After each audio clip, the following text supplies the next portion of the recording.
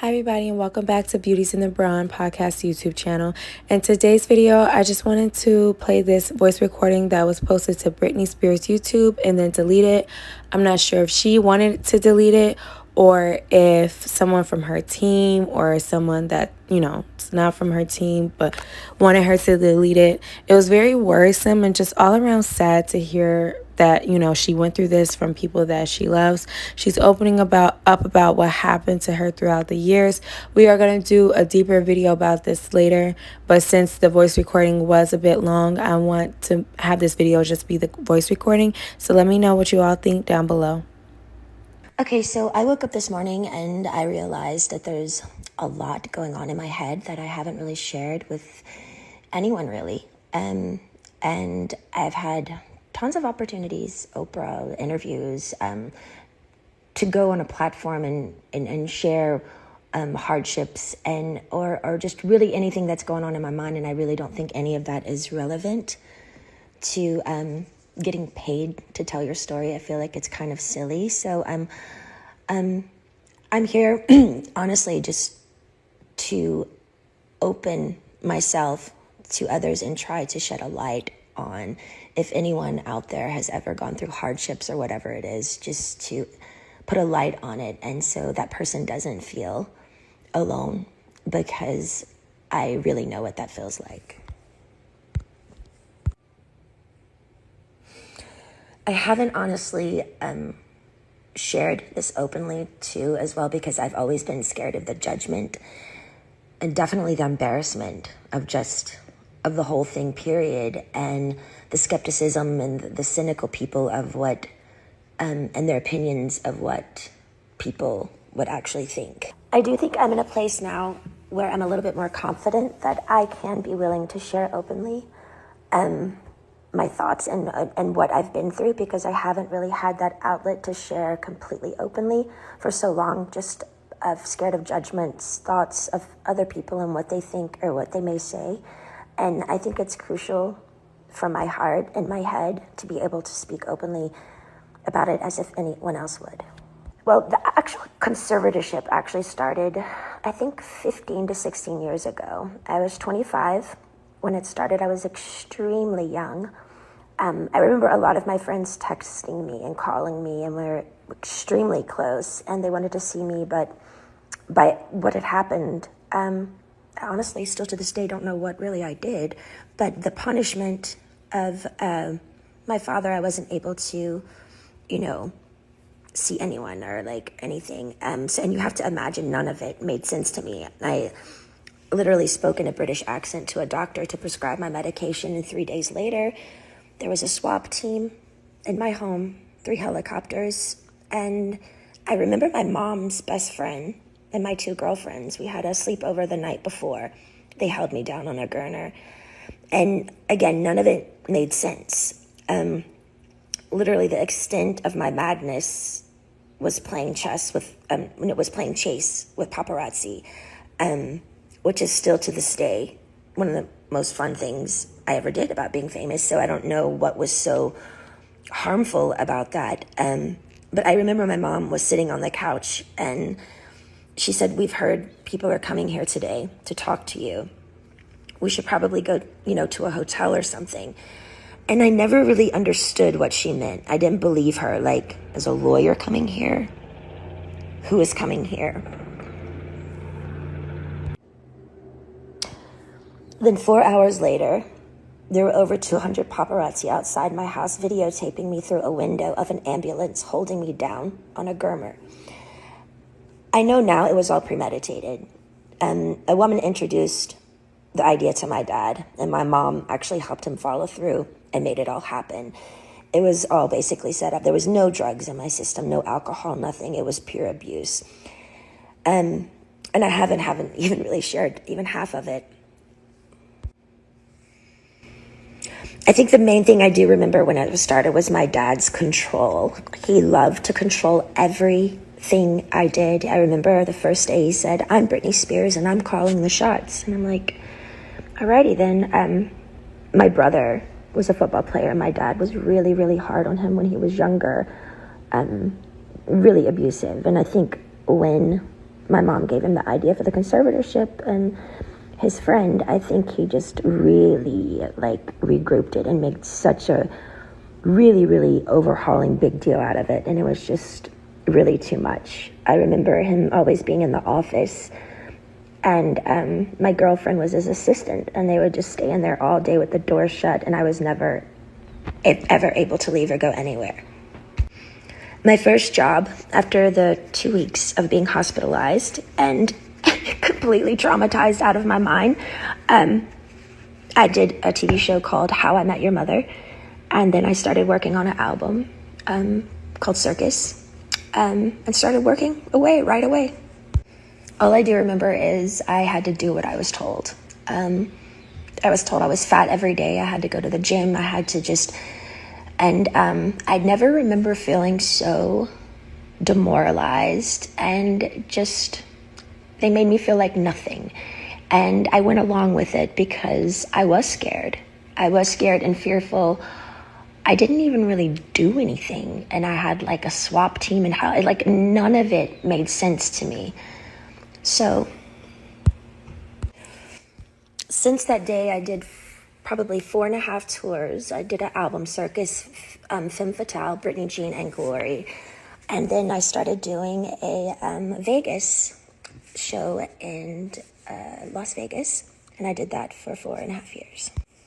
I do remember working, and I got to a point where, you know, because my pride in my 30s, I have to live under my father's rules, and, you know, the dancers are playing and drinking and having fun at nights in Vegas, and I couldn't do anything. And I remember just being like, my performances, I know, were horrible. Like, I even wore wigs, and all the dancers were doing all these nice, sexy head flip turns, and I had conditioner treatment in my hair and like these little caps over my head, and just during a whole show getting conditioner treatments just with wigs on, because I was just like a robot. Honestly, I didn't give a fuck anymore, because I couldn't go where I wanted to go. I couldn't have the nannies that I wanted to have. I couldn't have cash. And it was just demoralizing. So I was kind of like in this conspiracy thing of people claiming and like treating me like a superstar, but yet they treated me like nothing. Well, for some reason, I started to get a spark back. I remember recording Glory, and for some reason, I think producing and making music, and I went to this little Spanish house, and I got the fire back in my eyes for some reason, and it was at the end of recording Glory, and my son named it, and things started kind of taking a turn, because I started getting more confidence just for myself. And I think with confidence, people kind of like, oh, wait, what's going on now? Like, she's speaking up a little bit more, but it might not be particularly a good thing if I'd been quiet for 15 years. I think with confidence comes enlightenment, which makes you think better. And that's the last thing they wanted me to do, is to actually be better, because then who would be in control then? But it was really tricky, because I had to just play this role that everything was okay all the time, and I had to go along with it because I knew they could hurt me. So I'm sitting here like my friends all drinking alcohol and having fun in these parties, and had no cash. I literally felt like a nun. My girlfriends from home came to visit me in a spa, and I couldn't even walk into the spa, and they had their feet doing pedicures in the water, and the 3 ices of bottles of champagnes before my show just sitting there, and I wasn't even acknowledged by them, my own hometown friends, when they would come to Vegas. And it was just it was demoralizing, I will say.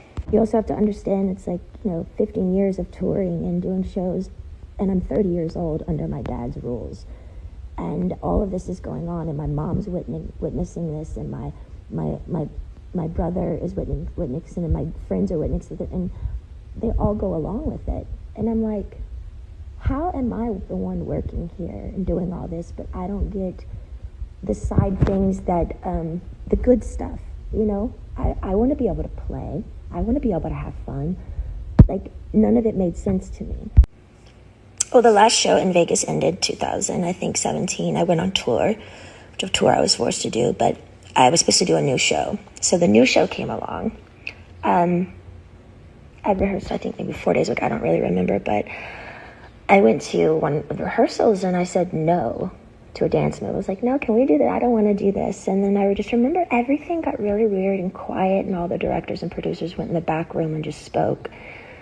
And that was it. And I was like, well, I don't know what's going on. So we all just kind of like, what happened? And then the next day, I was told that I had to be sent away to a facility, and that I was supposed to say on my Instagram the reason why is because my dad is sick and I need treatment, which was, I didn't want to ever go there. I remember my dad calling me on the phone and I was crying, and I was like, why are you guys doing this? Like, what?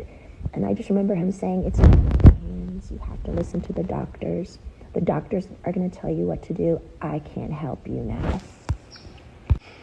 And I remember his last words were, now, you don't have to go, but if you don't go, we're going to go to court, and there'll be a big trial, and you're going to lose. I have way more people on my side than you. You don't even have a lawyer, so don't even think about it. So I did it. I went to the place. I was scared out of my mind. And none of it, again, made any sense of what they were doing to me. And again, I haven't wanted to share this because it's unbelievably offensive, sad, abusive. And honestly, would anybody believe me? I remember the main thing of when I was in that place, that my heart felt like it was frozen, like it was stuck inside, and I wanted to scream and I wanted to get out. And I think by a needle and thread, it was the breathing peacefully inward that I missed the most. I felt like I was in a state of shock, almost like when an old person feels helpless and they're literally going through some sort of shock treatment and they can't relax their body because they don't have the answers of why they can't have their own keys to their car and put it in the ignition and walk outside, and their own security guards at every door saying they can't go. Sitting down, drawing 6 galls of blood every week. Weak as hell. And then calling, and my family is in Destin at my beach house. It didn't make sense.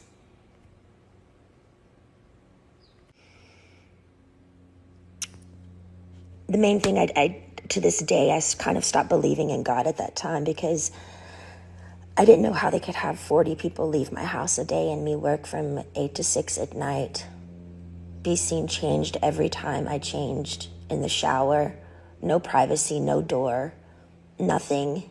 How did they get away with it? And what the fuck did I do to deserve that? I couldn't even smoke cigarettes. People on death row can smoke cigarettes. I missed my AA meetings. Although I was kind of forced to go to AA, and I'm not even an alcoholic, I actually enjoyed it because I thought the people were brilliant. They shared their stories just to share their story, and in a circle of women and men who just are trying to be better people and trying to touch other people. I missed my AA meetings. I couldn't go in. I couldn't have the keys to my car, no cash, no cigarettes, no door for privacy. It changed me, watched me change naked every day. I did work 7 days a week. No weekends were off. They monitored what I ate. From 8 to 6, I work. Sometimes at 9 o'clock, I'd be able to watch a movie. Finally, the owner of the whole facility that I was always texting to try to be able to go somewhere, just get out of the house, that place somehow, he had to let me go because the Free Britney campaign came out.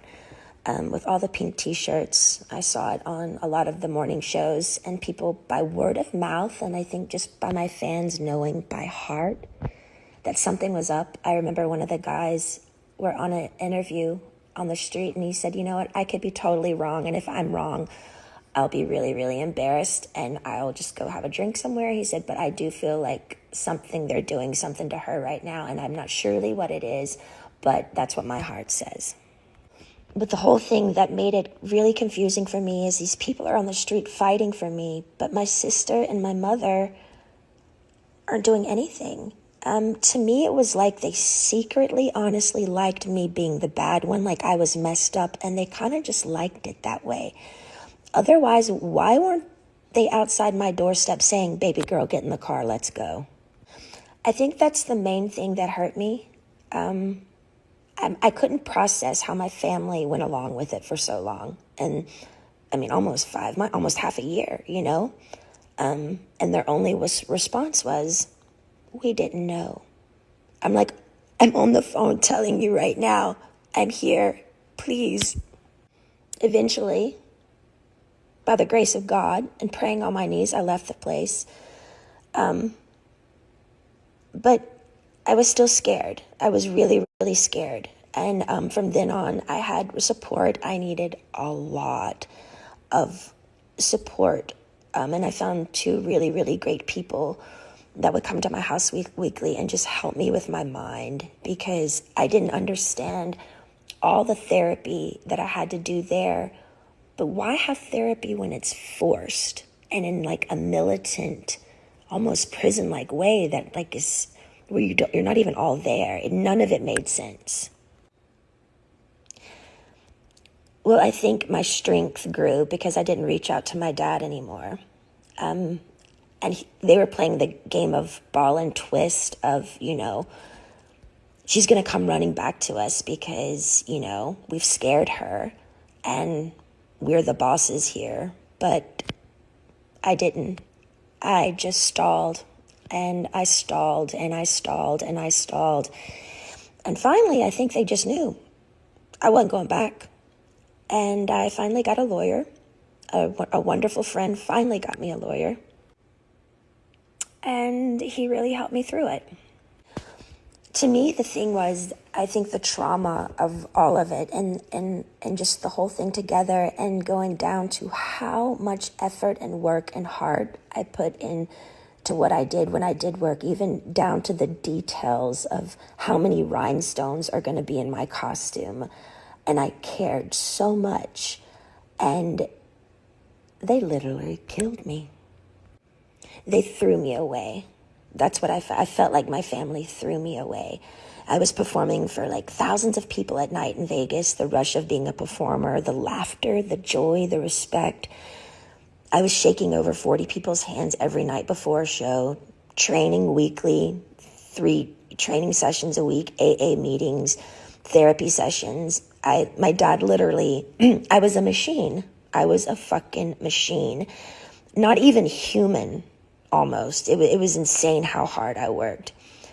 And the one time I speak up and say no in a rehearsals to a fucking dance move, they got pissed. I feel like the scare tactic and how badly they treated me in the end, I think they thought I was going to come begging back to work again because they thought, I needed them. Because they put me in an ignorant, scared state of mind to make me feel like I needed them. And if you don't do what we say, we're going to show you who's boss. I didn't play their game anymore. I got on my knees every day and I prayed. I held on like a needle and thread to some sort of existence because they had made me feel like nothing for so long. I knew in the deepest, deepest part of my core, I knew I'd done nothing wrong and I didn't deserve the way I'd been treated. I do think the hardest thing for me was I wanted to use my feet and leave and run or go somewhere. I had to be placed in a chair from like 8 to 6 every day. I couldn't take it. I talked to rabbis. I've talked to grown men about it. And they're like, we don't see how you did it. Honestly, I don't either. And through that, I remember saying, I don't believe in God anymore. I honestly deserve an award for acting like I was okay every day. I thought they were trying to fucking kill me. I remember one time I was backstage and I needed my inhaler. And I opened up to my assistant because I had my phone with me, which I'm not supposed to have my phone underneath the stage. But I said to her, you know what I'm doing. I was talking to a guy and he wanted to just leave the country with me. We had it all set up to just leave. And it was a secret relationship. And I said, My biggest fear was, what would my dad do if I did do something wrong? What if I left the country? And what if they found me? And what would they do? And I said, I feel like they would lock me up or something, or really hurt me. And she looked at me and she said, are you kidding me, Brittany? Your dad would never do that to you. And I didn't even do anything wrong, and he still did it. I'm honestly more angry at my mom because I heard when reporters would call her at the time and ask questions of what was going on, she would go innocently hide in the house, and she wouldn't speak up. It was always like, I don't know what to say. I just don't want to say the wrong thing. We're praying for her. I feel like she could have gotten me a lawyer in literally 2 seconds. My friend helped me get one in the end, but every time I made contact with a firm, my phone was tapped, and they would take my phone away from me. And again, I get nothing out of sharing all of this. I have offers to do interviews with Oprah and so many people, lots of money, but it's insane. I don't want any of it. For me, it's beyond a sit-down, proper interview. I had no contact in that place for so long, and my heart would just want to stand up in my family's faces and scream and cry and throw a tantrum and go back in time and do exactly what I wanted to do at those times. Yeah, and might even spit in their fucking faces. Why? Because the pain my family gave me, sitting me there all day and not being able to use my feet, as they watch their grandchildren run bases to base in a family neighborhood, as if I'm dead or I don't exist, honestly makes me look up and say, how the fuck did they get away with it? How is there a God? Is there a God? Giving 8 galls of blood weekly, not being able to stand up. I was so weak. And my family's at my beach house. I was scared, broken. I'm sharing this because I want people to know I'm only human. I do feel victimized after these experiences, and how can I mend this if I don't talk about it? I have an amazing song right now with one of the most brilliant men of our time, and I'm so grateful.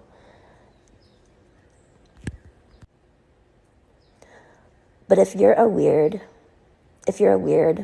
introvert, oddball like me, who feels alone a lot of the time, and you needed to hear a story like this today so you don't feel alone,